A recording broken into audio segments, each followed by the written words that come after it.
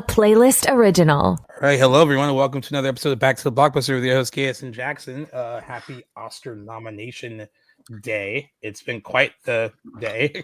Yes, it always is when the Oscar nominations come out. I love Some people this are day. very, very happy. It's a good day. It kind of feels like Christmas morning for movie nerds. I think It is. It's been a fun day. Some people woke up very happy. Some people woke up not to any phone calls at all because they weren't nominated for anything, or they woke up to phone calls not being nominated for as many things as they thought they would be nominated for. Some stuff that we expected to show up, another movie in particular that we expected to show up that showed up big, and people aren't excited about it. So we'll get into that as Can't well. wait to get into that. Lots of good conversation around the nominations. Yeah. Before all that, though, it is January of 2025. Crazy. I know. Jackson officially joined the show January 2023, and then had a little guest spot before then, like right before the year started. But it's been 2 years since Jackson joined the podcast, which is so crazy. I guess because the show hasn't. When I think about how long you've been on and how long the show's been in existence, it really isn't that much longer as far as like the time, but it feels like it feels like the show had a whole lifetime before you got on it. So that's why I was like, oh wow, he's been on for 2 years. But it's been a very, very fun 2 years. It flew by, but I guess it flies by when you're having 100%. It feels like yesterday a lot of times. Honestly, we've said this before on the show a lot, but it was evident like right away. There was no. I always reference my friend Kayla, who always says like, I can't believe you'd have a chemistry read with him. And I kept. Well, that's what the guest spot was for. Like, I mean, that was like, yeah, I suppose that was a chemistry. That was a 3-hour episode that we 3-hour episode without even knowing each other, and then the rest is history. Yeah, and thankfully we don't do 3-hour episodes anymore, but at all. I've always been amazed by how easy it was. There was no hesitation. Like when I was like, "Hey, do you want to do this permanently?" You're like, "Yeah, I would love to." And then that was that. I just remember my other friend was like, "I thought you were gonna like kind of run people through and like have a guest rotation," and like that idea felt okay at the time. But then I was like, "It's gonna be stressful week after week after week trying to find someone new to like kind of co-host with me." It's kind of like that with the spinoff, which is why I'm going to. That'll still be a bit of it, but there's going to be someone more consistent on that too coming up. It's just harder. It's hard to reach out to someone and then try to guarantee that you're going to have someone every week because you don't want to mess up the momentum of the show either. So like I kept thinking at the start of each week, I have to find someone. By the time I wrap up with that person, when that's over, I have to like find someone new like right away. So I was happy not to do that anymore. I'm glad it really worked out. There was never any like dead air or awkwardness or I think that was a big factor is that we both clearly love what we talk about. And even though we're running a connection across the continent, and that sometimes that's the only thing that gets in the way. Cause I know I can't wait till we can like do this in person together whenever that time comes, and I'm sure it'll be flawless. But you're right, there's no airtime other than sometimes if the internet sort of gets in the way of things. But there was never any hesitation. We both can do this together, and we've done it together from the start. And I think that just shows we do got a great chemistry, and it's led to 2 great years doing this with you. And I'm very honored to have done this with you, and I'm glad that you chose me as your permanent co-host because it's been nothing but a blast. And I think when things go by quickly, that's a great sign that things are going well. So cheers to 2 years of doing this together, not only just me being on the show, but of us being partners. It's been a blast. And I look forward to all the other years that we get to do this together and hopefully get to do some of this in person from time to time. Cause not easy being on the opposite coast, but we make it work. And I think it's all because, we love doing what we do. And, props to you. You made a good choice. I got to say, I love being here doing this with you. And I'm glad that we got along so well. And thank you for reaching out that first time that you did. I will pat myself on the back, and you can pat yourself on the back for being a good choice. And I guess me trusting my instinct on that. So I'm glad I did, definitely. And like I said, it doesn't feel like 2 years And you're right, we've gone through a lot of not so much anymore. It hasn't really happened like internet stuff, but like there was some stuff in the beginning with like trying to find like the best hosting site for this. It was like, oh, it was Zoom. Yeah, there was trial and error. It was Zencaster, and it was Riverside. StreamYard has been perfectly fine. We've done StreamYard for a while now. Yeah, been really I think good. we finally found the right one to do it. But yeah, I mean, there was times where you dealt with a lot of, I guess, internet issues on my end, and I've blown the breaker at my apartment. I remember that. A few times while recording. That's always been funny when that happens. And now I've been in the same setup for like a little over a year now, and things have been good. And actually, on that note, me and my girlfriend are moving in about 5 weeks, so I'll have a new background here once I get set up, and hopefully more movie related, because we'll have a spare bedroom that we're gonna dress up, but I'll have my little podcasting space in there, and I'll have a little bit of a background and more room to work with, because I'm in like a little corner of my bedroom, and you can like just see my bed and dresser in the background. So I'd like to have some posters and maybe some memorabilia if she's gracious enough to let me carve out a little spot, and it'll look more kind of like your background, which is like my dream setup, like with all my movies in the back and some posters and stuff. Yeah, exactly. So I'm really looking forward to that. And I think I bring that up because I think that move to me will really signify how long, once I'm not recording where I've been since we started the show, I think that will really set in for me. Like, oh wow, this has actually been a minute. I'm going to miss my old spot, but I'm looking forward to setting up how I want and having more of a movie inspired background when we're recording. So I'm looking forward to that. I will say the one thing in the beginning that I remember being nervous about, because I was like, okay, well, how do I tell this person he might need to get headphones, he might need to get a mic, and most likely he will have to get that stuff. And I was like, well, how do you like say that? Because like, this is something he has to buy. So I was like, how do I like casually? And then thankfully, it kind of came up organically in conversation, like what you're kind of like, what do I need? And I was like, oh, I knew that I needed equipment. I think I asked you for advice on like what sort of equipment to get. And actually, on that note, I am still using. I got some new headphones for Christmas, which have been great. But I am looking to upgrade my mic. I'll probably do that around the same time that I move. And I'm not sure. Usually, I think I sound fine, but I'm looking for something a little bit more crisper, and I'm looking forward to treat myself. But if anybody listening has any recommendations, or if Gaius, if you're happy with your mic, I'd love to probably just get the same one or something similar. Yeah, so that'll be an upgrade I'm due for sure. Luckily, I still have my old headphones, but these are plugged in right now, but they are Bluetooth, and that's been a big change since Christmas, and they're great. And I hear you nice and clear. Yeah. But yeah, that was the only hesitation I had. I was like, how do I tell this guy to buy something without him being like, I didn't know how to do all that. But yeah, thankfully I knew that came with the appointment for sure, and I was happy to. And I was giddy when I was like going over this stuff. I actually used to have one of those like mirror light or ring lights for a while, and then it like crapped the bed on me randomly. So now I have a second monitor, and like that white light lights me up a little bit more. Yeah. So I don't feel like I really need that other one, but I really felt like a true content creator when I had that ring light in front of me for like 5 months before it randomly died, which sucked. That's Amazon for you. Yeah, I know they're a bunch of trial. I've sent back so many things to them. Like that. Most stuff I get there is good, but that one didn't. I'm also really bad at like getting stuff from Amazon and then like thinking I want it, and then it gets here. I'm like, no, I don't want it, and I send it back. And really, thankfully, there's a UPS store right by the house. That's where we return all of our stuff.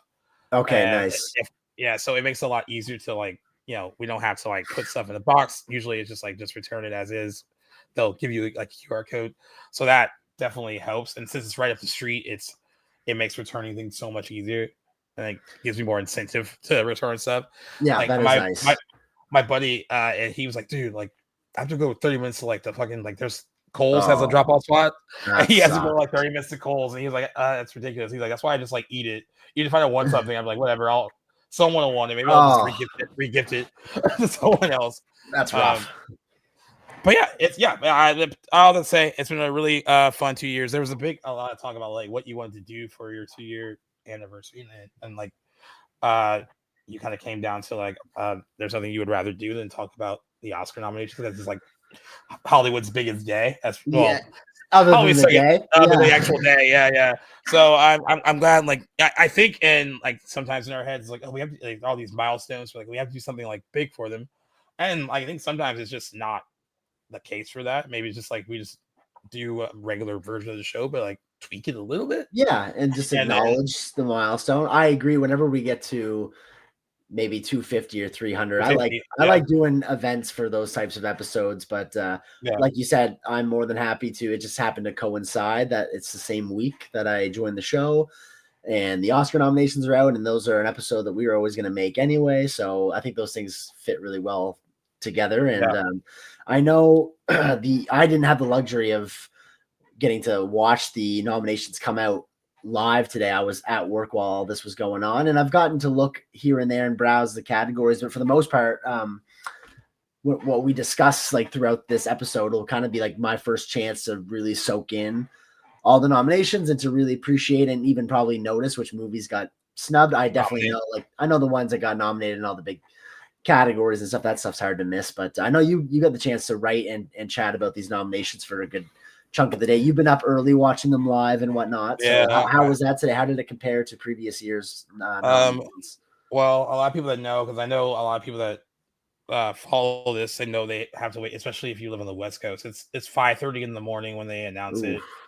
So I was like, I'm up that early for work anyway, but I actually did not have to be up that early. Yeah, they were like, how they did the Oscar nominations for us on the website. They were, whoever wants to be up for it, you can cover it, because some people were like, I don't want to be up there early. And then we have writers everywhere. I didn't realize until we had our meeting, end of the year meeting, that the writers on Movie Web are everywhere. Like, it's there's not a lot of LA ones. I think there's only 3 of us in LA, and they want more, but they've been getting they get a lot of people from the East Coast, a ton from Canada. There are a lot in Canada. I was gonna ask you if there were any Canadian. Okay, cool. Yeah, we have a few, like a lot of people in Australia, London. They're all over the place. What? So like, okay. So yeah, it's a very like spread out group.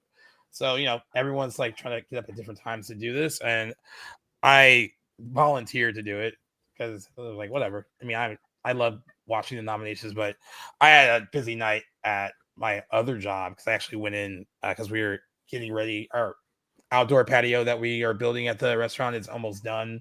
Okay. And so I had to like go in to kind of see that, and then I had to talk to the people who are running the movie theater that's going to be opening across from us, and like how we can cross promote with them. So there was a lot of that lasted a lot longer than I thought it was going to be. So I probably wouldn't have volunteered if I hadn't known like my night before was going to be so long. But it ended up being pretty cool. It's always cool to watch it live because I think what kind of wakes you up is like either waiting for something that you want to get called, or then when you don't hear what you want to get called, you're a little mad or like don't understand. Yeah. And then you're like, all right, well, there's other categories that can pop up in, and especially with certain movies when you know that like, hey, their time is up in like for major ones, but here's where they could pop up.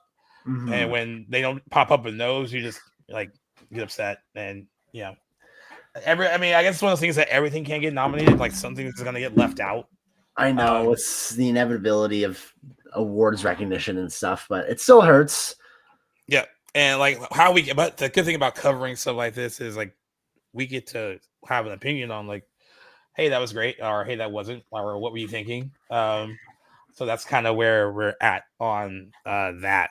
I will say they have the Oscars have the Academy has the option to nominate up to 10, and they did nominate up to 10 this year. I think that's what made it more frustrating that certain movies were left out, or that they had all that space and still can fit in, some of what our favorites would be, right? And they can nominate as little as 5. They don't have to like go up to 10, but They did go up to 10. And I don't know if I ever asked you, how did you feel when because the reason for that expansion of the 10, I don't know if you might know it, was there was a big debacle when The Dark Knight didn't make that cut, and then they extended it. How do you feel about them having so many movies that can be nominated? Are you cool with that, or do you think it's better when it should be stuck at 5? Or I definitely think 5 is low for that category. I think 5 is low for a few categories, but I'd also like I recognize the exclusivity and how that leads to a tight race. And it's something that, you know, you might have a lot of great movies come out in a particular year, but you know, the Oscar is so coveted because it's so exclusive. So I get that you have to have a number, as arbitrary as it may be. As far as the 10 awards nominations for Best Picture, I was still a wee lad when that Dark Knight debacle happened. So it was a 2010. It was after the 2009 ceremony when the Dark Knight wasn't nominated. Then they like kind of upped it. This was far from when I was paying attention to this stuff. I was only 12 in 2010, but I was familiar, like when I was getting into movies and sort of like brushing up on movie trivia and stuff, like I came across, you know, that famous change to the Oscars and how they run their show. So I was aware of it. But I still think I don't necessarily think it has to be 10 all the time. I don't have much of an opinion like for this year because as this day of the year always reminds me or it gives me sort of homework because I've only seen 3 of the 10 Best Picture nominees. So I can't really say that I think 10 is too many because maybe I think all these movies are great. It looks like it's a little bit longer of a list than maybe it needs to be. Yeah. But I don't know yet because I've only seen 30% of them. So we'll see. But I do like that that they have the room to go more than 5. And I guess I like the option that they don't have to do the option's if they don't want to. The option is they good. So if there's only 5, they think 5 great movies that year, they'll be like, yo, we're only doing 5. And if they think there's only 7, they'll do 7. That's great. And they have done that. Yeah. How many of the Best Picture nominees have you seen? I have seen 1, 2, 3, 4, 5 of them. So I need to see more. I don't know where I'm going to track down Nickel Boys. I think it's only playing in like 500 screens, and I think I might be able to maybe scrounge up a copy from my editor on the site. I did message them about it. I was sent one early on in that movie's run, and I didn't see it in my email because I was like, hey, like, does anyone know how you get to call it Nickel Boys? Like, oh, we sent you one when it opened. I was like, oh, and then I looked at my email, and that link was there, but it expired, so I couldn't like watch it again. And then all the rest of them, I'm still here. Might be hard for me to track down too, but all the rest of them though, pretty accessible. Pretty accessible. But yeah, I will name them off right now. Best Picture, we got Anora, The Brutalist, A Complete Unknown, Conclave, Dune Part 2, Emila Pérez, I'm Still Here, Nickel Boys, The Substance, and Wicked.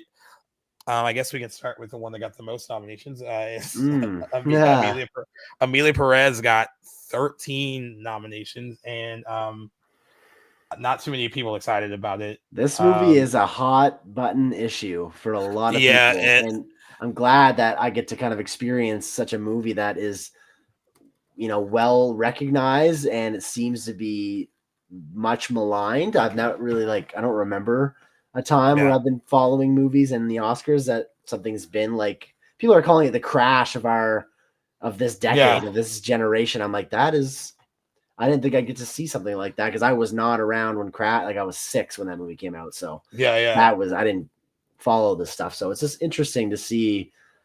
But yeah, 13 nominations. It was, what is it, like tied for like 5th or 4th most nominated? Yeah, it's tied, and then it's the most for an international feature, which because like in Crouching Tiger had 10, and then Roma had 8, and then I guess I assumed that Parasite had more than that or somewhere, but it didn't. So like that was, you know, on paper, I should feel excited for the movie for getting that much recognition because it is really polarizing. But when you go into how polarizing it is, I can see where the frustration is. And then I actually watched it this week. Yeah. And like, I'm still like kind of processing all of it. It's a lot. And I think there are scenes that are like so well shot and look so great. And then there's other things in it that look a little technically clunky. But then like, I'm reading what the director has talked about. And like, it is kind of supposed to be like an opera and a little bit of like, not to be taken seriously, a little bit of a satire, almost like a heightened, like higher class, like telenovela, the way he kind of described it. But I kind of think once you start describing it in those terms, you're making excuses for why people think it has shortcomings or why they don't quite get it. And then I think you have to be careful when you tell people like you just don't get it. I think that's a fine line there. but yeah, I got nominated for Best Picture, Best Director, Best Supporting Actress for Zoe Saldana. And I want to say this right away. She's great in it. But I do want to ask you about this too. There is an issue of category fraud with her because if you watch it, I mean, I guess you will watch it eventually. Yep. She feels like the co-lead in it. She Okay. has over an hour and some change of screen time. And to me, that's not a supporting. Like Selena Gomez has less, and she feels like a supporting player in that movie. And that made sense that she went supporting. And when they've been competing in that category all award season. And I don't know how you feel about the whole what should be considered supporting and what shouldn't. Should it be screen time? Should it be like, the movie Carla, the actress, who actually is the first openly trans actress to be nominated for Best Actress, so that is a feat in itself, but also a feat that some people were upset about because, as one person pointed out on X, they were like, "I would love to support that," except she said that trans people that don't like the movie are stupid. So I don't know how I feel about that. Oh, right. So there's that. But how do you feel about what should be considered a supporting performance, and how should the Academy allow you to be campaigned in that particular category? Because, like I said, when you watch it, you'll be like, she's in this a lot, and story wise, she feels like she co-drives it with the other actress. I guess I could see the argument for both, but I think if I had to pick one factor over the other for what determines a supporting or a lead nomination, I would say it should come down to the nature of the performance in relation to the plot. And if Zoe Saldana is supporting another more clear lead, then even though she has over an hour of screen time, I'd say that's okay to nominate her for supporting. I haven't seen the movie. If I guess, like, is co-leads a thing? Like, maybe this needs to be explored a little bit more. Like, I think, because it's not like you necessarily, I know you have lead actress and lead actor, but not every story has one character from each of those categories. Sometimes you have two male leads or two female leads. And so I guess, I don't know, that it's a difficult conversation. I guess I'd have more of an opinion if I knew the nature of her character to the story and how it's supported, or maybe it is a lead. What you saw, what do you think? Well, I mean, I think that she helps drives that lead story. Like, she's a big part of it. And then, like, there's the issue of, like, screen time. But then the counter argument to that is Ariana Grande got nominated for Best Supporting Actress in Wicked, and most people would consider her a co-lead and not a supporting. Oh, okay, 100%. I didn't realize she was nominated in supporting. Yeah. That's a co-lead performance. Now, in that movie, there's an argument that the Cynthia Erivo character drives that story more than Glinda does. Like, it's more of her story about how, like, she's more of an outsider, and then she has to learn how to fit in. And then there's that. But then there's also Glinda's kind of quest to, like, learn, like, magic and all this other stuff. So, but I don't know how you look. I mean, I guess it depends on how you look at the story. Like, if you're watching that, I would think that how that works is who primarily drives the story. Like, and when you're watching movies, there are people who feel like they're obviously the lead.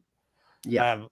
And in Wicked, I mean, I would say Cynthia Erivo is the lead in that, because it is, it feels like it's her story more than Ariana Grande's, but their screen time isn't that far apart. And I think someone broke it down. It's like minutes. But I wonder if I could pull up how much actual screen time Zoe Saldana has, because it's pretty interesting that it's that long. And category fraud, as people call it, and I'm not saying that she is committing it. It sounds really weird saying that, like she's committing a crime. I think if you campaign for it intentionally because you think you have a better chance for being nominated in a category, that constitutes category fraud. If you happen to get nominated and it's up in the air as to your performance being supporting your lead, I'd say you'd be innocent of the fraud. I think it comes down to, like, actor or actress's intention of how they want to be nominated if they're going for that sort of thing. I'll concede that I don't think there's an answer, and it's sort of going to be one of those debates in Hollywood and awards for time forever. Yeah, but it makes for good conversation. So someone broke it down by percentage that she is in 43.49% of the film. Ariana Grande? No, this is always Aldana and Emila Pérez. 40. Okay, wow. And they said this has been a long-standing debate as far as the supporting actress category. Her character she plays Rita, who's a lawyer who aids the drugs cartel boss, who is the lead in faking her death in the movie. So she helps drive that part of the plot.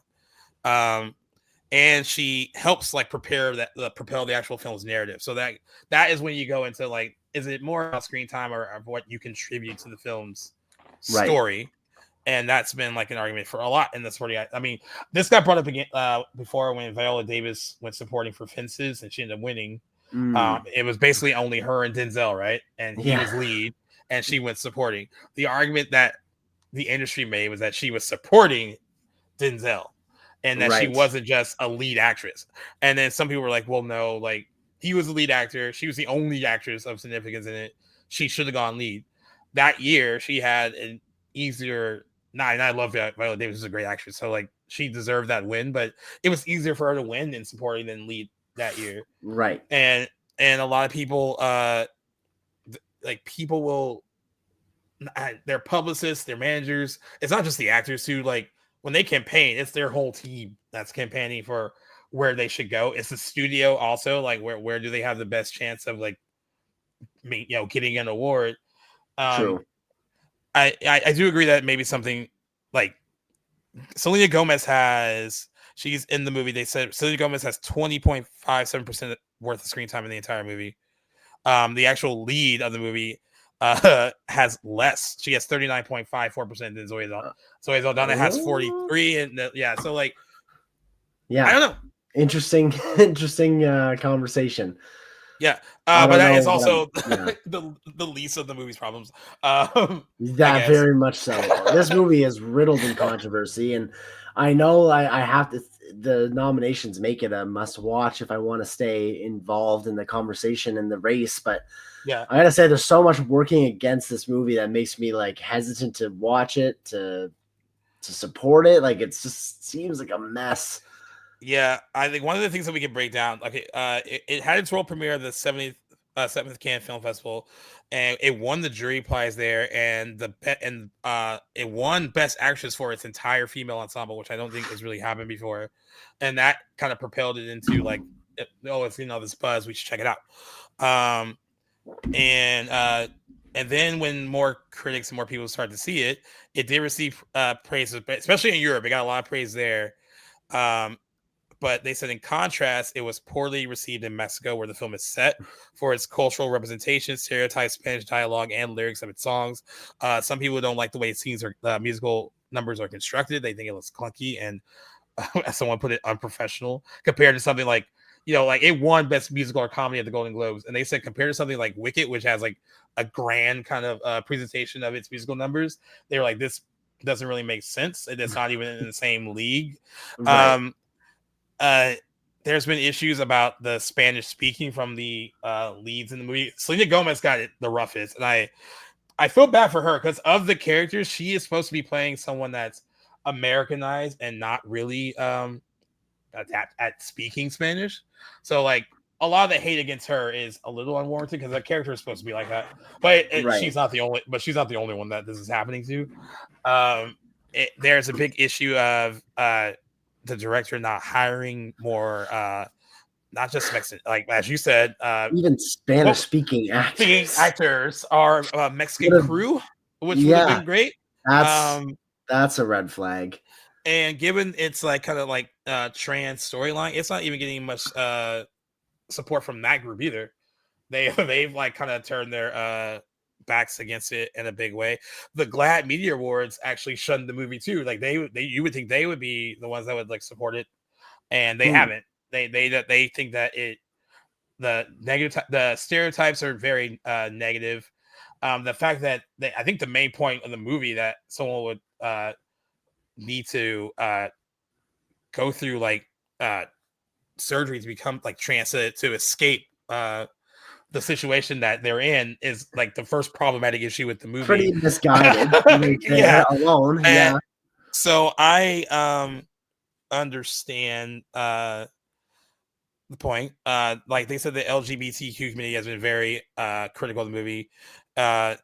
One person said it seemed like the filmmaker was painting trans women as liars, while Glad called it a profoundly retrograde portrayal of a trans woman. And then another member of the community said, "How many times do cis people have to learn about us before a portrayal like this one rings as false to them as it does to me?" And I think like you're not getting support from them. Like how do we support it? You know, right. I guess there's a way for us to support it as art.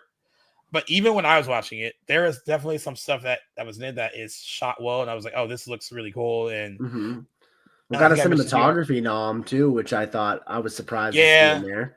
There's another movie that should have been there too, but I digress. I'll mention it. Yeah, because I'm trying to. I don't know what was snubbed really yet. Anyway, keep going. And then of course the movie was widely panned in Mexico, where they said that Mexican audiences reportedly resented a lack of sensitivity and context, as well as the director's broad comments acknowledging that he had not researched the Mexican context in depth before he made the movie. Gascon, who is the lead actress, vehement defense of the film against negative opinions about the movie on social media, also received backlash. Likewise, some Mexicans were incensed about casting director Carlo Hull's comments suggesting a lack of Mexican local talent that you brought up as a reason for the primarily non-Mexican cast. However, there are a lot of filmmakers that respect it. Denis Villeneuve loved it. Tyler Hackford loved it. Guillermo del Toro loved it. Really? Said that it's a great piece of art. Meryl Streep praised the movie and Selena Gomez's performance, but she is on Only Murders in the Building with her, so maybe that's why. Yeah. And other people like Madonna, America Ferrera, Daisy Ridley, Eva Longoria, Jason Reitman, Emily Blunt, Drew Goddard have all praised the movie, calling it one of the best of the year. And James Cameron, another staunch supporter of the movie as well. But that could be also because it's Zoe Saldana, because she's an Avatar. They're big collaborators. Who's the director that walked out of the Globes when this movie won? Oh, Luca. Was it him? Okay, yeah. He directed Challengers, but I mean, I can feel. Here's what I don't want to spend the whole time talking about this movie, but I guess it has the most heat on it. Yeah. I guess if I was sitting in the room, I kind of thought this too. Like if you're in the room on Oscar night, and even the people in this movie know that there's like a backlash or like a lot of negative energy surrounding it. You're sitting in the room with these other movies that are nominated. You're sitting there with the most awards and you're winning. I have a feeling it's going to win a lot. How do you feel when you're the other people representing those other films in that room when you're like, man, I know our shit's better than what they put out? And him leaving the Golden Globes was the most honest reaction to that, because he left as soon as that movie won. Like, okay, I'm done. I don't need to see this anymore. Yeah. This is bullshit. Yeah. So while it does have a lot of industry support, I named a bunch of people. There's probably a lot of people that are like, I don't get it, and feel and honestly, usually I don't really support the kind of negative vitriol that this movie's gotten, because I think it can be bad. But when it's Universal and it's near Universal, I had to dig to find people that loved it. I'm still. I know I've given the vague answers. I don't want to say I hate it, because I can respect it for you can see some good qualities in it. I get that. Yeah, and the performances are good. They are very good, but you have to be really I wish I knew a little bit more going in, because I knew kind of a little bit about what the movie was about. Mm-hmm. But it's an experience. I would say that. Okay. And some of the music is very good, and Zoe Saldana has a really good number in it where you're like, okay, this is why she's gonna win, or why she's the front runner to win.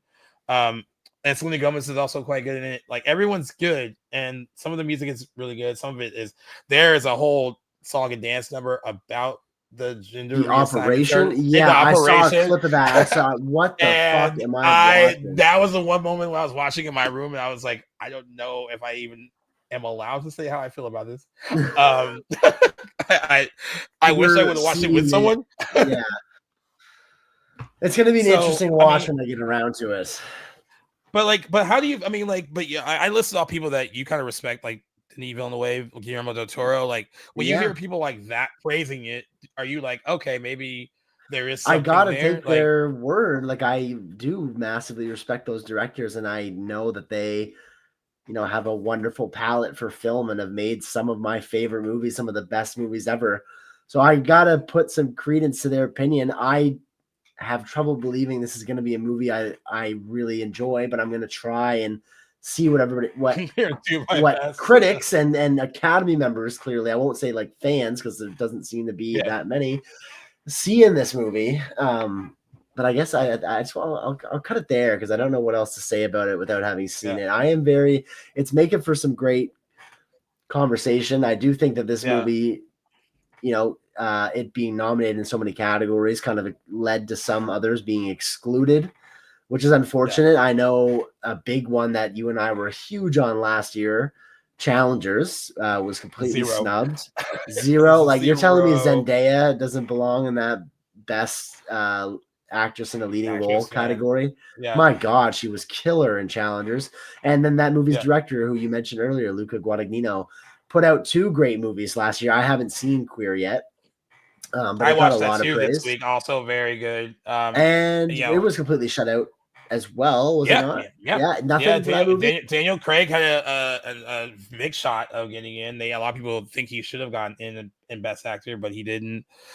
There's a whole issue about the whole, when you have 2 projects that are vying for nominations, that you split the vote and like you don't get nominated for anything. Right. That didn't happen to Sebastian Stan. He was in A Different Man and The Apprentice, and he got nominated for The Apprentice today. And good for him. I think even though he won the Golden Globe for A Different Man, I think his speech at the Golden Globes really boosted his chances with voters. About, once you talk about your humble beginnings and where you're from and how much this means to you and how hard it was to make these 2 movies, I think they listen to that, and it paints a narrative. I mean, Demi Moore, who's also very good, also got nominated for Best Actress today, but she has the narrative of like, I've been doing this for 45 years and I've never been acknowledged for my work by my peers, really, and never won a major award. And she's been in some of the big box office hits. I'm not saying that guarantees you awards attention, but she made a point during her speech to say, like, I had someone tell me that you're only a popcorn actress, you'll never be anything more than that. And it's cool that she gets to prove that she is not just that.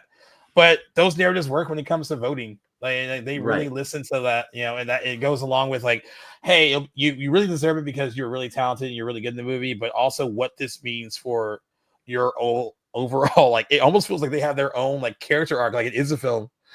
like hey, this is what it'll do. This is what it means for your story if you win. Right. And I'm not sure if that necessarily should matter. Some people think it should just be on talent. Like, I know my friends think it's silly that like when they hear like, oh, they're campaigning for awards, like why would it just be based on their talent? Why are they having to campaign for an award?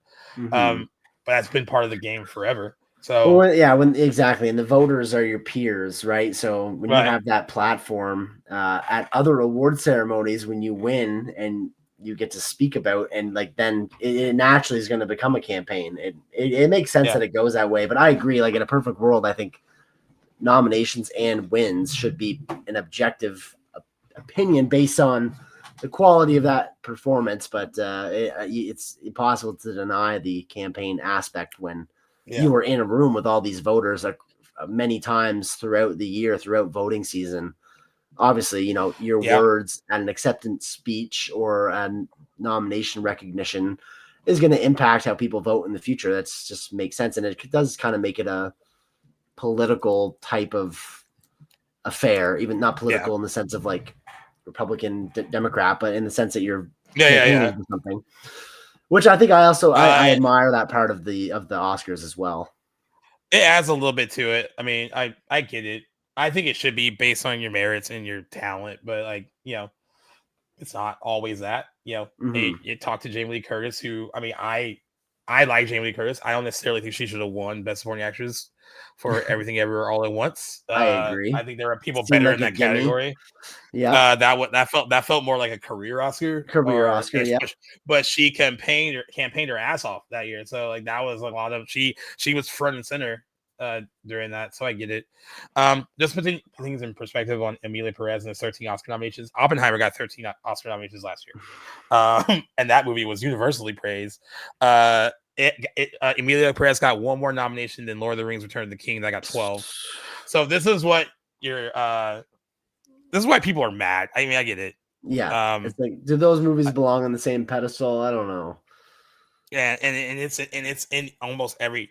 It's in other than actor, really. I think it's almost in every or in supporting actor as well. It's almost in every other major category. It is in best international feature. It's probably going to win that just with ease because it's the most well known of them. Yeah, I don't know if I cover this, but that movie it's a French movie made by a French person, so that's just going to add some complexity to it being set in Mexico and the story being Mexican like based, and that whole controversy made in France by a French person with no Mexicans on the crew or in the cast, which add that like I was that dying, dude. My friend Justin was like looking at the director's name, and he was like, "Dude, this sounds like a French name." I was like, "It is." He's like, "Well, he's not Mexican." I was like, "No, he's not." And I was like, "It's not even. It wasn't even shot there. It was like out of France." It blows my mind that the story couldn't have been written about a French organized criminal like transitioning to escape. You can make the same story. It doesn't. There's nothing saying. Correct me if I'm wrong. You've seen it. Do you think that movie could not be set in France under a different backdrop with the same story? I'm just curious why Mexico, why the Mexican cartel is the backdrop. It really could have been made that way, and I guess what is interesting, and I guess I would need to dig into more why people like Zoe Saldana wanted to do it, why people like Selena Gomez wanted to do it, because they are the type of performers that talk about authenticity and these kind of things. And like, I know Zoe Saldana really did enjoy that she got to act and speak in Spanish, and she's never really done that. That's a challenge as an actor that you'd want to take. Sure. Right. And she's never done it. So I understood that. But I would think that they would also want more authenticity from the movie. And like, the idea that like, I didn't even know a lot of that until recently, that person said that spoke about a lack of like Mexican talent, which is why they're not really featured in the movie. And if you're going to make a movie that's centered around Mexico, like, yeah, I think it would be great for you to have more of a Mexican crew on it makes zero sense to me. Like, and there's also been a lack of talk about that outrage from the people who are making the movie. Like the only thing the director has said is that like, I'm sorry about the backlash, but here is what the movie should be. This is what you were supposed to interpret it as. Sorry, you didn't. And that's what, and like, but no one else has really spoken on it. Like, and maybe it's not their place. Maybe Selena Gomez or Zoe Saldana don't have to. Maybe they just want to get through award season, or especially Zoe Saldana, see if she wins, and then she'll talk about the issues with the movie. But I honestly would have liked them to speak on it a bit more, because I think it is like, I understand why that would be a big issue, especially because of if it got zero notoriety, I don't think we'd be having a problem. If it wasn't like leading nominations, not just here, but like BAFTA, SAG, everywhere, right? I don't think we would be having this discussion. But since it is like at the forefront, Netflix put it as their go-to award season movie, which hasn't even cracked their top 10 since it's been out. But maybe it will now. I'm sure this will help, and its popularity or notoriety will no doubt get it some views. But yeah, take that all in when you watch it. I mean, it's gonna be a lot. I mean, it'll be interesting for us to discuss it when you do see it, because when I was watching it, I couldn't even imagine what you were gonna think of it. Like, I was trying to be like, I wonder if Jackson would like this. I'm trying to go in unbiased. Does he like left of center movies? Like, this is very like unique and weird and different. I love unique, weird, and different for sure. Seen many movies but I don't know. I can't. I don't know. What I've seen hasn't indicated that it's going to be anything that I am going to enjoy, and the discussion around it from people because like you, I've been perusing through comment sections and listening to what other people have to say about it, and I'm like, if this is true, taking these comments at face value, oh my God, this sounds like a freaking disaster. Like, what is going on? But obviously, that doesn't mean I'm going to feel that way when I watch it. But that's what we call it's hard at this point. Yeah, it's just hard when there's such a unique, like a universal call out. But let me ask you this. So I don't think yet that you've seen The Brutalist, but in terms of maybe reception, because that was our second most nominated movie as of this morning, with 10 nominations, I believe. Yeah. across a lot of the major categories. I'm not sure if it was like left out of any big categories where it was expected to be. Nah, you might be able to answer that, but we got it in supporting actor for Guy Pearce, who's been kind of in and out during the precursors, but he made it in for this. It got best original score. Let's see where else it is. Best director, which I still can't believe that's that same kid from like 13 and Funny Games. Like now when I see the picture side by side, I'm like, oh, it does look like him. He just like got older and a little like heavier, I guess. Yeah, that happens, right? He looks way different. Brady Corbett in directing. Yeah, Brady Corbett. Yeah, I got nominated for best original screenplay. Adrian Brody, lead actor category. Felicity Jones in the supporting actress category. I've heard nothing but good things about it. I know I should go see it in theaters. It's just long. I know there's an intermission. Is it still playing in theaters? Yeah, it's still playing. Honestly, it's been expanding here, and it's been doing well in limited release. I'm glad people are going to see it, but that's a lot of time. That's a commitment. It's 3.5 hours, I think. But there is an intermission during the middle of it. That helps. But yeah, I've heard nothing but good things about it. I think in the directing category, he might be the front runner in that, which I guess is a good time to talk about why Denis Villeneuve is not in that category. Yeah, there you go. Now, Dune Part 2 was nominated for Best Picture, as you heard, but its director was not nominated. This is the second time now that a Dune has been nominated for Best Picture, by the director was not nominated. I agree with like most of the sentiment is with both movies, but especially with this one, that they did not direct themselves, and the second one arguably is a huge cinematic achievement. Josh Brolin actually did re-comment on his comment that he made that he would quit acting if he wasn't nominated. And he was like, well, I guess I have to do that now. And then he got serious and he was like, I don't understand why. I don't see why they wouldn't acknowledge his work here. He doesn't get it. And I don't get it. I was going to ask you what you think the problem is. If it's a sci-fi thing, if it's what is the Academy's issue? Like I said, he kicked some voters' puppies. Like someone else online said, like, whose son did he kill? like what is going on? I genuinely don't know, because Denny is absolutely without a doubt, and I love that he gets appreciation without necessarily recognition from the awards and the Academy Awards in particular, because he's absolutely one of the top people in the game when it comes to directing movies. He's phenomenal, and I know we talked about it off camera, but he's been nominated. He's made some of the best movies of the century. Like, consistently gets better and better in his directing efforts, and like, especially with just what he's done with Dune. He made Dune 1 as a masterpiece, and he somehow made one of the best sequels that we're probably ever going to see in a notoriously complex, previously attempted sci-fi property that was a disaster, arguably, and improved upon it and innovated so much with technology to make this movie happen, and juggled a triple A cast to make it work. The visual effects are incredible, revolutionary, and this is the second time he's done it just with this IP, not even in the sci-fi genre, because he's made plenty of sci-fi movies, and his only nomination from the Academy is for Arrival, which is deserved. It's fantastic, but this is a guy that's made Sicario, both Dunes, like incredible movies. Prisoners is a great one. I mean, I can't think that far back to 2013 and who we would have been up against, but I think every movie he's made would have been deserving of a nom, and I get no one's going to get nominated for everything, but I genuinely have no idea. Like, there's people on this list who made great movies, like Sean Baker for Nora. I think I would have liked. I'm glad to see his name in the director category. There's not a single person in here I would not put over Denis Villeneuve. So it's crazy to me. I don't know that guy. What's going through his mind? Like, must be thinking, surely this is it. This is the movie I make where I get that nomination or that win. It's crazy. It's absolutely nuts. I would feel some kind of way about it. There's 2 categories, even at 3 actually. Not well. With director, it'd be 3, but I have never read Dune, but I've been told by so many people who have read it that it feels like it'd be near impossible to adapt it, and he did successfully. And so that it's not, the fact that it's not nominated for best adapted screenplay is crazy to me. It's a big one. Also, that it did not get a best editing nomination. The Dune Part 1 won that award. Wow. And this one didn't even get nominated for best editing. That was a big one today. Another one being left out of editing was Challengers, because we were like that.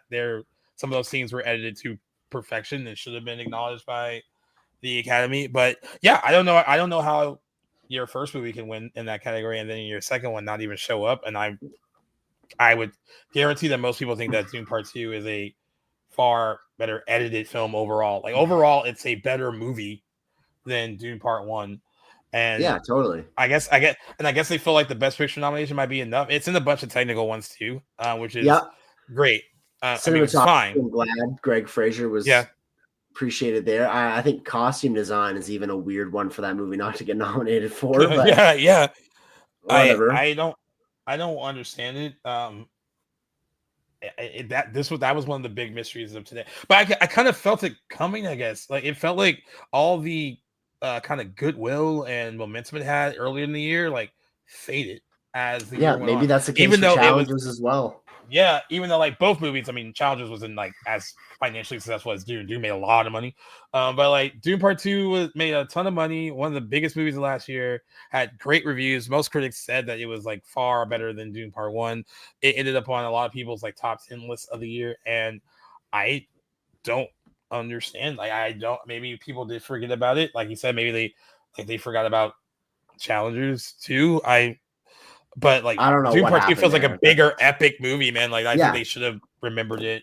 I think it's a giant in this industry from last year, a giant movie, and will have a legacy for decades. Like that trilogy that he ends up making, and just for it not to get, I don't know, for him not to be awarded that nomination is beyond me. And I think what makes like fans of Dune Part 2 is where it could have shown up.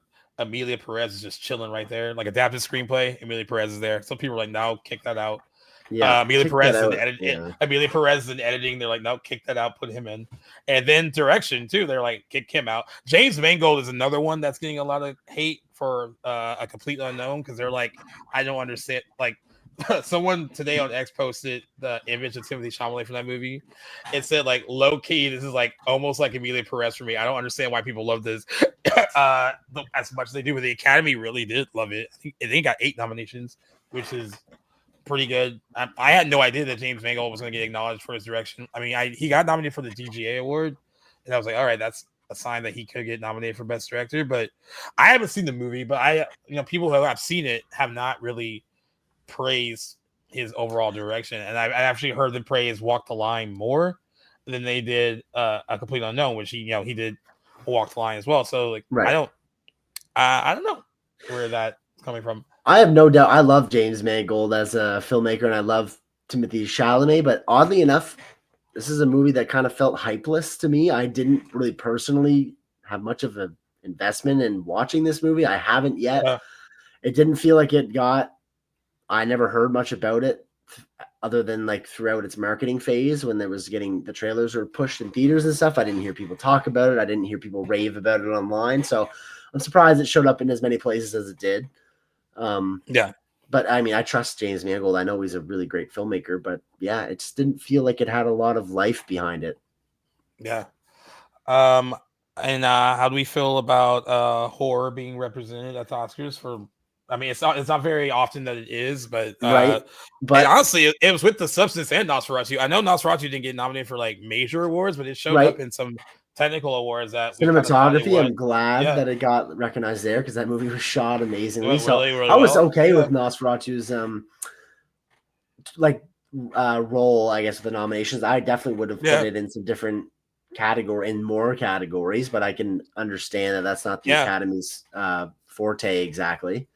Yeah, it's in makeup and hairstyling. A lot of the costume design as well, and then the cinematography. So it's good to see horror represented. I guess The Substance is represented more in a big way. It was to see the director get nominated was nice, and it kind of doesn't make the whole category a boys club. That's right. I'm honestly rooting for her, and then maybe Sean Baker, and then I'll figure out if there's anyone else after that. And then she got nominated for her screenplay for Best Original Screenplay as well. and then Demi Moore was nominated for Best Actress. There was a big debate about Margaret Qualley missing supporting actress. I think she could have. Oh yeah, I didn't even think about that. I think she could have ended up there. They think Monica, is it Barbara Barbero, who was in A Complete Unknown? She is actually is in Top Gun Yeah, she's in Top Gun Maverick, and people want to remember who she was in that. She's part of the big ensemble in that movie too. Okay. She actually has gotten a lot of great reviews for her role in The Complete Unknown. So I think she could have kind of stepped in because she didn't show up in a lot of precursors either. But she got some momentum because the movie has done like financially pretty decent. Given the fact that it's like a smaller kind of biopic, but I guess it kind of proves that Timothée Chalamet can maybe carry a movie on his own because it made decent money.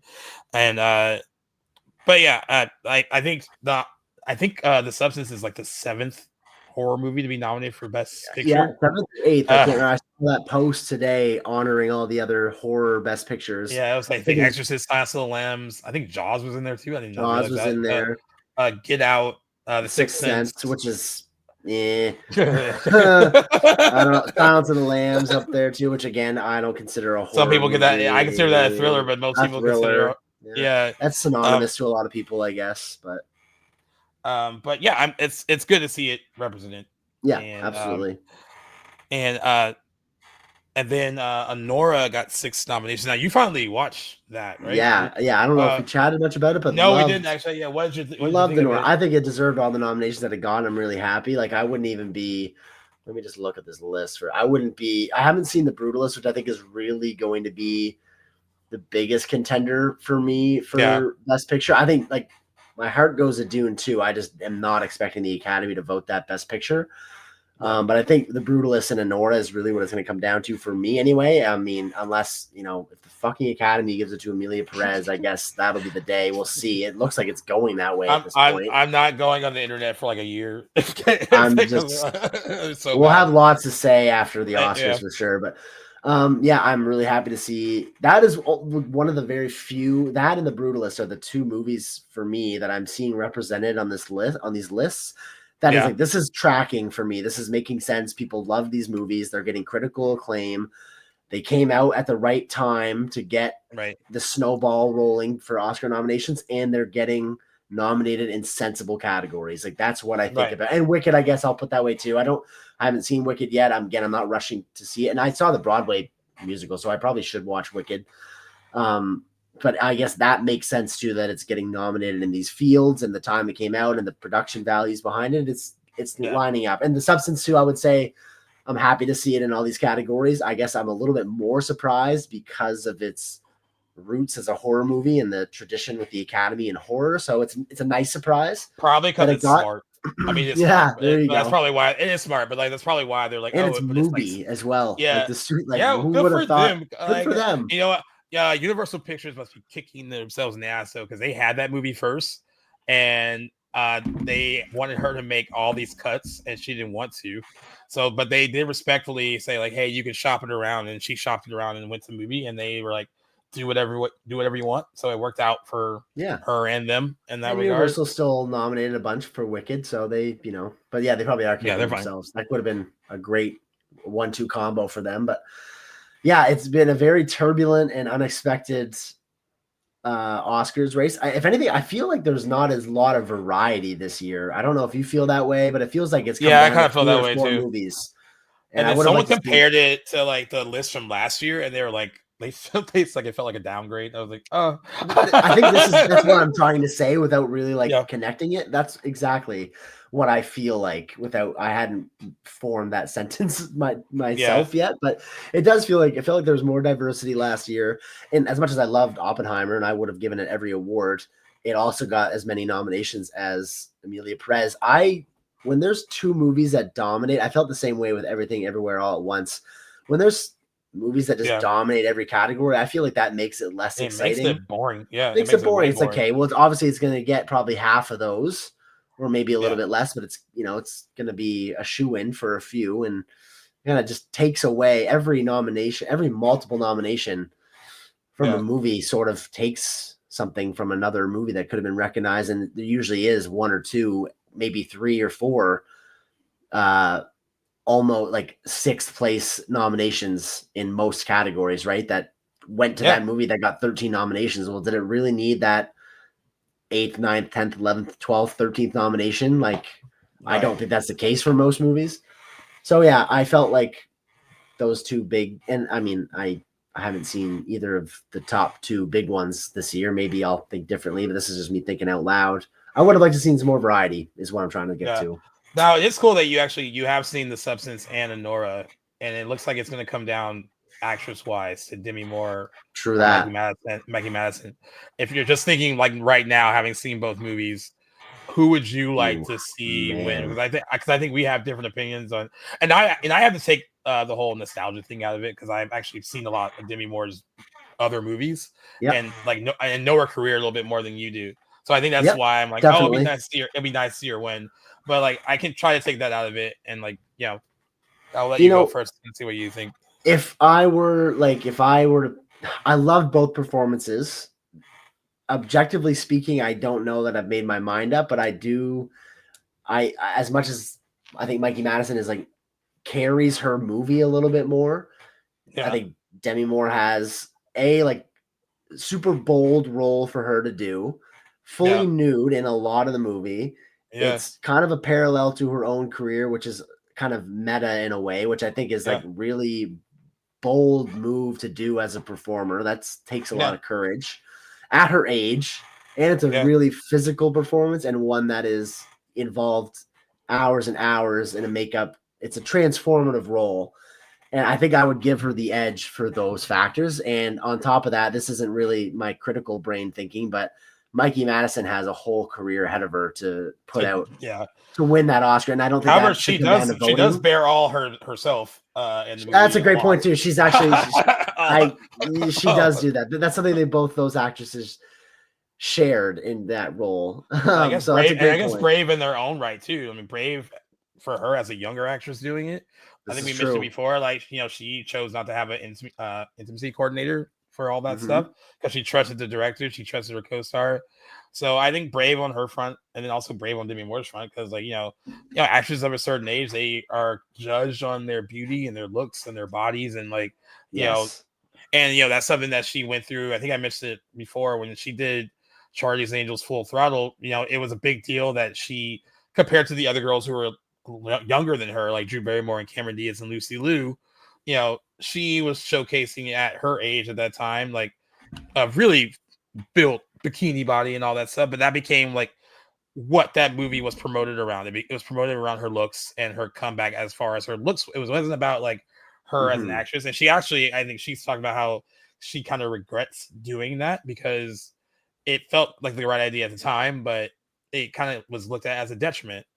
And back then, and she had that same thing happen when she did striptease in the mid-90s, even though she got paid a lot of money to do it. Like the narrative about why she did it was very different. So I think both actors are bold in their own rights for doing what they did. I until someone pointed out, Demi Moore doesn't have a ton of dialogue in The Substance. If you watch the whole thing, like she doesn't really like speak like a lot of like huge monologues or any of that stuff. So like I thought that was interesting too. I didn't realize that until I never clued into that. A lot of her dialogue is speaking out loud or speaking on a phone. Oh yeah, and then some of the stuff, I guess her Oscar winning moment is that scene where she's supposed to go on the date, and it keeps like doesn't feel like she looks pretty enough, so she like throws on like the scarf and she's like wiping the makeup all over her face. Like everyone has pointed to that scene as being Demi Moore's best scene in the movie because I think it's relatable to a lot of like women too who feel like they don't look good enough. Like that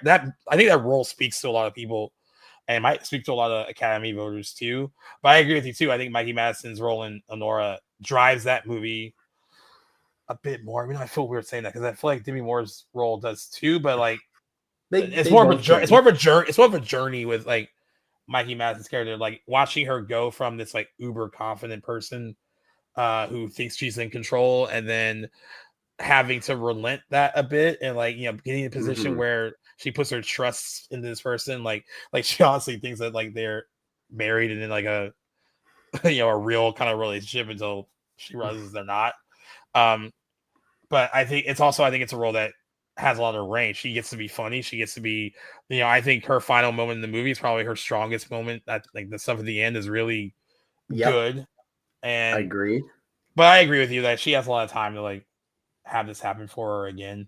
I'm also excited for Yura Burasov, who was nominated for Best Supporting Actor. I mentioned before that like his role is very quiet.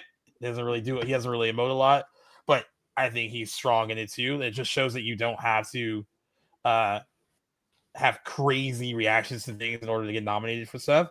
You don't have to have like a big screaming monologue or anything like that. Like his role is so quiet and understated, but a lot of people think that in a little way he's the heart of that movie, especially because of how he looks. I think most of his performance works as it's more his reactions to things, the way you can tell how he looks at her, that he doesn't look at her the way that other men might look at her. And he respects her more than other men would respect her. So I think it's a really good performance. I saw online too. Some people didn't understand because they were like, "Yeah, I mean, he was fine, but like, why was he nominated?" But I think roles like that should be acknowledged. True. Too. Very understated performance. Also, Variety. I know Variety tried to write a feature today, probably for attention, saying that the Academy has issues with sex because they didn't nominate Baby Girl or Challengers or Queer. But if they watched Sonora, they wouldn't know that. I don't think they have any issues with sex because there's a lot of it in it. So, but also, like, I think we talked on the show before. Like, I don't like gratuitous sex scenes and nudity in movies because if I don't feel like it, it works into the plot somehow. Then it comes across as weird. Yeah, I didn't mind it in that movie because it felt like that's the lifestyle she was living and that's the kind of world they were creating. So I didn't really mind that it was a lot. It didn't like, I didn't think it was gratuitous or like over the top. I never felt like they were exploiting her as an actress in it at all. That was the character. So I really, so I bought into that. But yeah, I just want to know your opinion on it because I think it's going to come down to them. I agree. No, I still think that. I hope it does. Yep. And I'm trying to think of other the other gets another snub is like it's another Challengers one. I don't the score didn't get nominated. I guess it was too not traditional enough for the Academy to nominate Challengers EDM techno score. But I think it should have because it was one of the most interesting pieces of music in movies last year.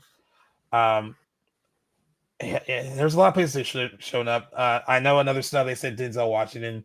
He's fine though. I don't think he cares that he wasn't nominated for Gladiator 2. Yeah, I heard people say that, or I've seen that online. I thought never once did I think that was the outcome of that performance. Yeah. One movie though we haven't really talked about, and I just wanted to see what you thought, if you even noticed or cared that it was not nominated anywhere, but I thought that it was a strong movie from last year that maybe wouldn't have had much of a fight for Best Picture necessarily, but definitely in some technicals is Furiosa.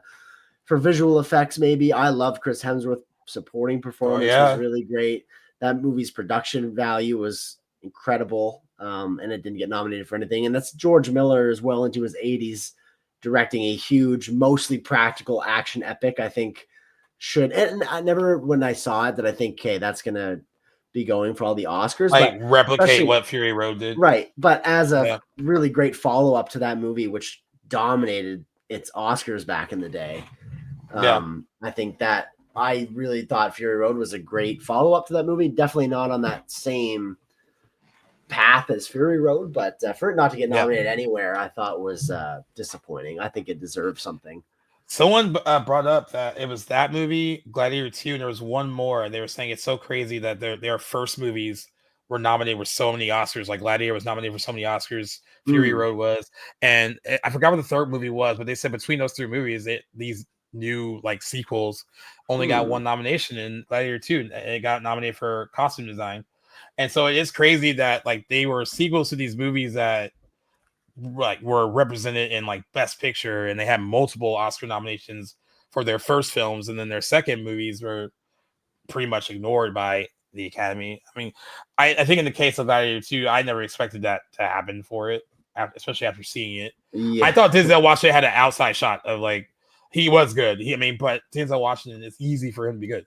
So it's not like a big perhaps you were referencing Dune Part 2 for editing and directing. Oh yeah, there we go. Yeah, that could have been that. Yeah, so I guess it did get some love, one. but definitely left out in some big categories. I feel like it came up short. Yeah, so so I understand what people were saying in that regard. I think it's interesting too, like some fun ones. Two Succession stars are in the same category. Jeremy Strong and Kieran Culkin are in the competing and supporting actor, and they were on Succession together. So I think that's pretty cool. Kieran Culkin got nominated for A Real Pain, and Jeremy Strong got nominated for The Apprentice and supporting. Jesse Eisenberg's screenplay got nominated for A Real Pain as well. So at least he gets to also share in the nomination love. A lot of people were like, well, how to get nominated for screenplay but not get nominated for picture or director? That used to be a correlation back in the day, but I don't think that really might not correlate anymore. I don't think so necessarily, especially when you have double the best picture potential nominees. And it's almost like they think they spread the wealth in other categories. Like, okay, we don't have to put you here, we can just put you there. I'm trying to think of anyone. Is there any other things from nominations that you want to point out, like or any names that you thought that or snubs that you thought should have been included? I'm trying to think because I mean, it was an interesting morning. I mean, I think it was I think what a lot of people have come down to, they said that this award season, what a lot of people I wrote about it said it's been wacky. Yeah, it has that was their best. That was their best way to describe it. I mean, I guess I do kind of like the but you mentioned that it feels something about it does feel a little bit more predictable and like not as fun. Because I don't think I guess the only thing that would be wacky to me is all this Emila Pérez love. That is definitely. I guess some of the snubs are wacky too, but that's gonna happen every year. Yeah, I guess. I can't think. If there's one last thing I would shout out, it would be Alien Romulus for getting a visual effects nomination. Visual effects, despite that god awful. I'm glad you mentioned that. Because someone mentioned that they're like, that movie got nominated for best visual effects, even though it had like the biggest criticism about one of its visual effects shots. Yeah. So, however, that shot shouldn't dictate the movie. There are some amazing visual effects throughout Alien Romulus, and I saw it got nominated, and I was like, good for it. I'm very happy because I love that movie from last year, and the visual effects were awesome. But it is funny that it's mostly known for having a really poor visual effect, which supposedly in the physical media release has been touched up and looks much better. I mean, Fede Alvarez said that. I haven't opened it. I do have it though. It's still in the wrapping. You have to let me know if you get around to seeing it before I do, because I'm going to be snagging that when I see it. But yep. There are some other interesting fun tidbits about the nominations. Timothée Chalamet now has starred in 7 films nominated for Best Picture. He's in Call Me by Your Name, Lady Bird, Little Women, Dune, Don't Look Up, Dune Part 2, and A Complete Unknown. I believe he is the youngest person since James Dean to be nominated for Best Actor twice. As far as and if he wins, he'll be the youngest person to win Best Actor, beating Adrian Brody. I guess Adrian Brody won for The Pianist. They said 22 days before his 30th birthday. So if Timothée Chalamet wins, he'll be the youngest. Cynthia Erivo and Viola Davis are the only 2 African American women to be nominated for Best Actress twice. Viola Davis was nominated, and Cynthia Erivo was nominated for Harriet and now Wicked. Another sad stat is the director of The Substance is only the 9th woman to be nominated for Best Director, and can't believe it's still in single digits. That's crazy to me. But yeah, some interesting things to point out about the nominations. Timothée Chalamet, honestly, we don't talk about him a ton, I guess, but he seems like he's in a league of his own. I think. Without even trying, I mean, I guess he is because it's interesting because we're not TMZ, so I'm not going to talk about this too much. But a lot of my friends think it's crazy that he's dating Kylie Jenner because they are like, she seems so vapid and conceited, and he seems more artsy into his work.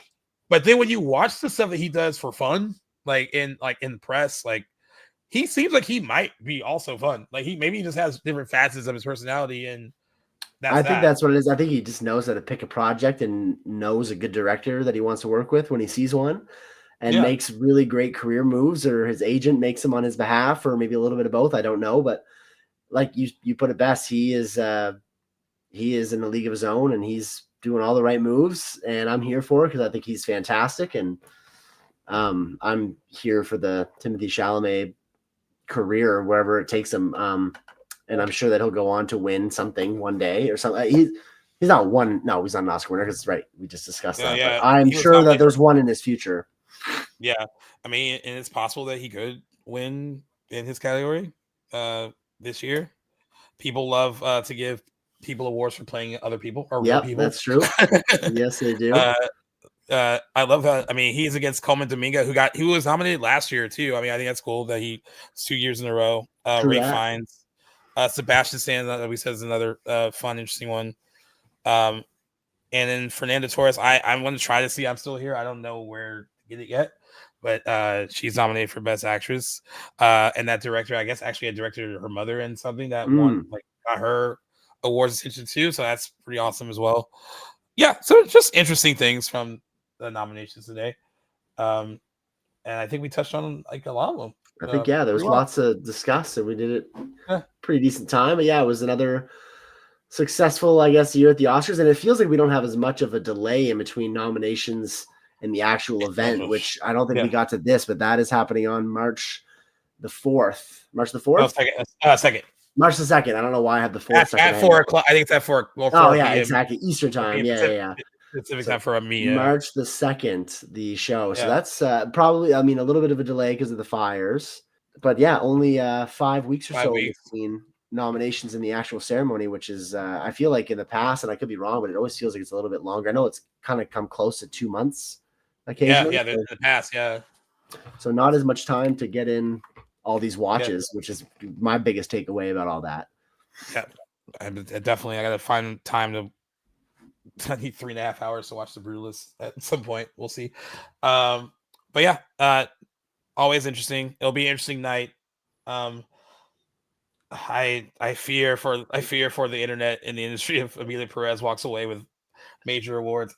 I agree. I can see with like someone saying like the Academy thinking they're cool about being on the right side of history if they give it Best Picture. Maybe maybe the industry does think it's a great movie. Maybe we're wrong. I don't know. It's possible.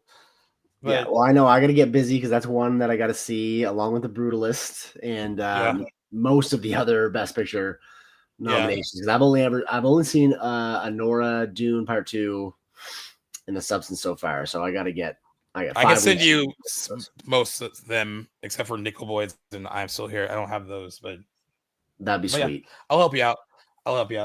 All right. I guess we can wrap up the Oscar nomination talk. Yes. All right. Yep. Sounds good. Well, as you guys know, Oscar nominations are now out, so you can find pretty much the complete list anywhere now online if you guys wanted to go through and see all the films that were recognized in their categories. I know we don't necessarily touch on all of them, but we did get some good conversation in on those big awards. So you guys, like we mentioned, can tune in and check out the Academy Awards happening on March the 2nd, which is a Sunday, hosted by Conan O'Brien this year. I'm not sure. I've not seen him host before. I don't know if it's the first time. No, first time. Yeah, first time. First time host. That's great. Give Jimmy Kimmel a break. Yeah. And aside from that, this has been episode 223 of Back to the Blockbuster, guys. So thanks for tuning in and listening to us cover the 2024 Academy Awards. I guess 2025 for 2020-24 movies, and got to cover them on the day that they were announced. Great. So hopefully by the time you guys are listening, this is still fresh news. But thanks for joining us on this episode, and we are going to get right at it and film another episode about some other news that's been happening aside from the Academy Award nominations. So stay tuned to the channel. You guys know where to find us by now. Anywhere you guys get your podcast, you can find us. Find us on that Studio Playlist app as well, for whatever device you're listening to. And check out some of our other 222 episodes for you guys to check out anywhere you guys get your podcasts. So thanks for listening, Gaius. I will see you in a few moments. That sounds good. Peace out, guys.